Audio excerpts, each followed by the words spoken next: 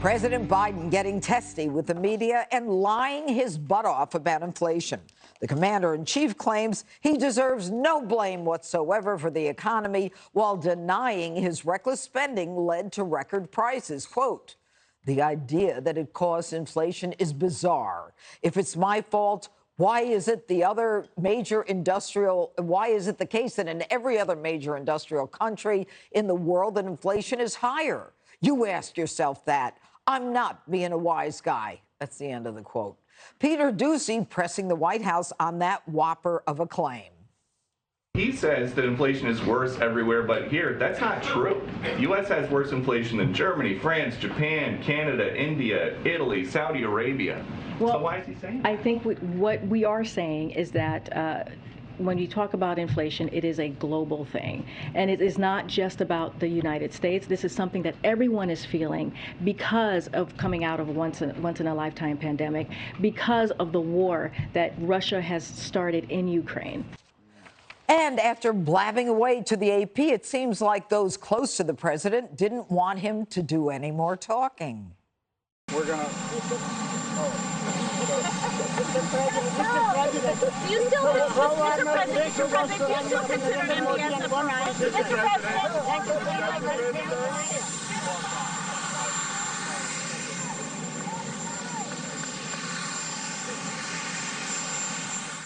The White House is also now considering trying to buy voters off by sending Americans gas rebate cards to offset the surge in prices.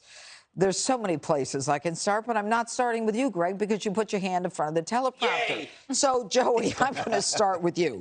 So the president says specifically, if it's my fault, why is it the case in every other major industrial country in the world that inflation is higher? Now, they can make every excuse they want, but he lied. He lied or he's incompetent. Which is it? The most surprising thing is that she didn't make a good excuse. Yeah. There's so many ways to spin it that she could have found some little small group of countries that have something in common and say, but we're better than they are, and that's what I have that list. I have that list. And so, so maybe, Jessica, there's another job out there for you. Maybe are you trying to get rid of me? No, I'm just saying a lot of people could do better from that podium, I think. I think Jen Psaki did a tremendous job now that I have something to compare it to. But listen, I saw a video on Instagram, of all places today, of Congressman Jason Smith.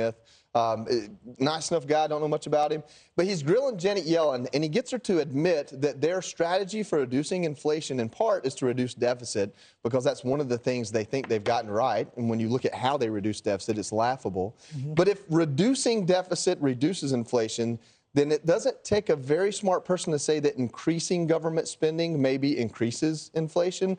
And I really wish he would have driven that point home, because I think that's the point that if you got Janet Yellen to admit, then Joe Biden does have to accept responsibility for the majority of this problem. You know, any leader worth his or her salt would admit, would empathize, and would offer a solution. This president is incapable, as much as people thought he empathized about COVID, he is incapable of accepting the fact that he is responsible for what has happened to this economy, and he's doing nothing as he continues to trash fossil fuels. Well, he isn't wrong, and Jean-pierre isn't wrong as well, that this is a global problem, but he is the president of one country. No, right? but no, you can't just leave it at that. He said every other major country has it worse. Obviously, he misspoke on that. I have the numbers. There are some that are worse, and then there's some that are better. A lie and a misspeak is whether or not you're elected into office. I think. There are 20 countries doing better than we are on inflation. 20 countries in the whole world is what we're talking about here. On Saturn. Last week you get...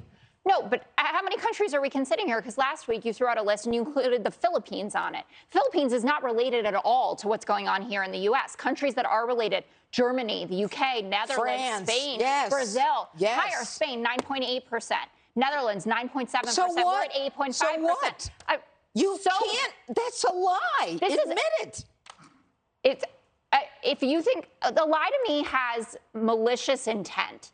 The president should not have said that. He should say we are facing a global challenge.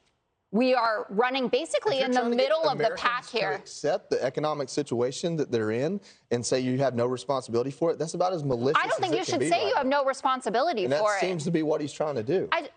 it's just strange to me, I guess, that you could Because watch no Joe responsibility Biden means say he doesn't this have to and act. be screaming about you're a liar or you're incompetent.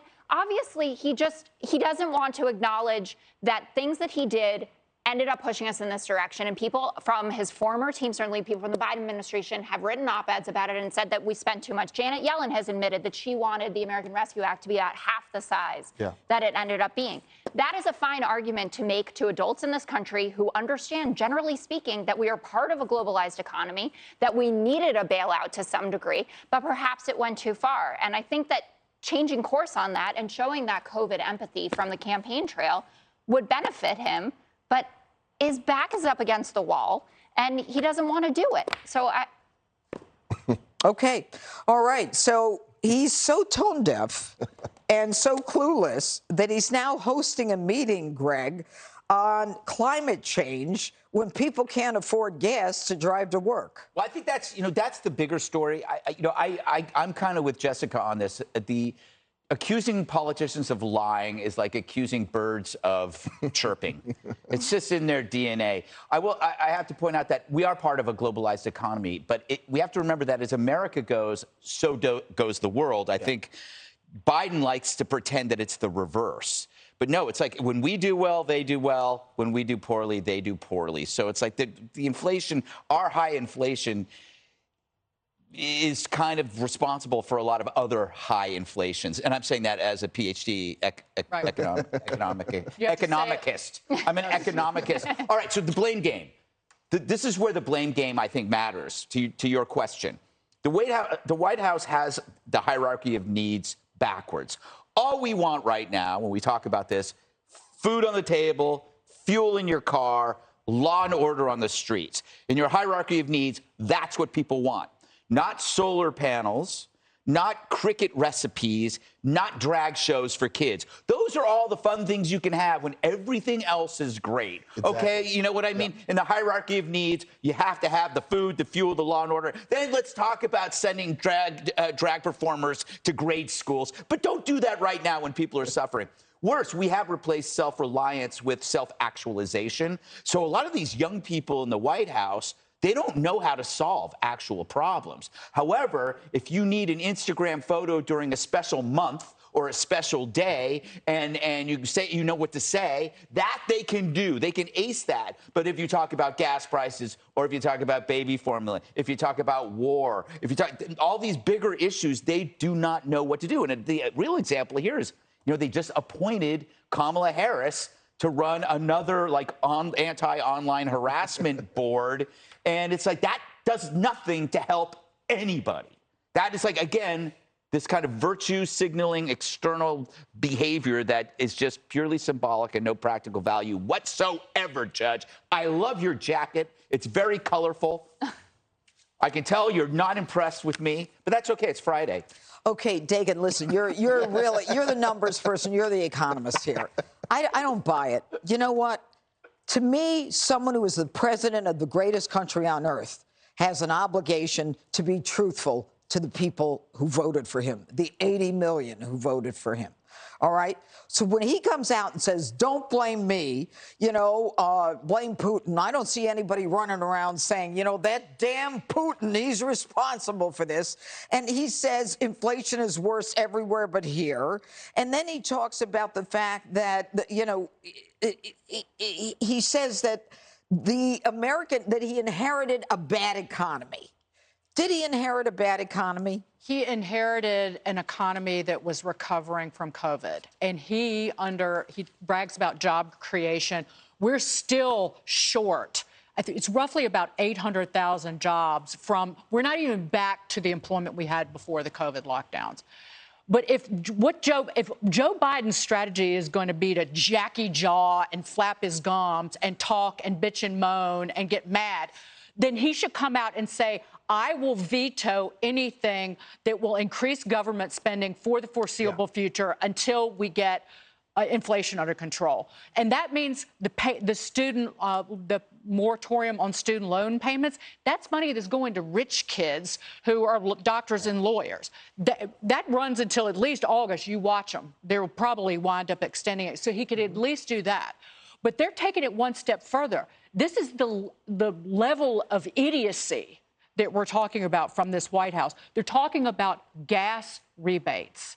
This is what anybody in that White House knows this from the Econ 101 that they took in undergraduate school. The dumbest thing that you can do when you're trying to fight inflation, do not give money out to buy a commodity that is in limited supply that you already have excess demand. They're literally handing money to people to juice demand when supplies are tight. Yeah. That is beyond moronicy. And they will continue to do this. We're probably already in a recession. It's going to take a deep recession to fix this inflation. And Joe Biden will own it all day long, every day, because he reappointed Jay Powell as the head of the Federal Reserve when he could have fired him.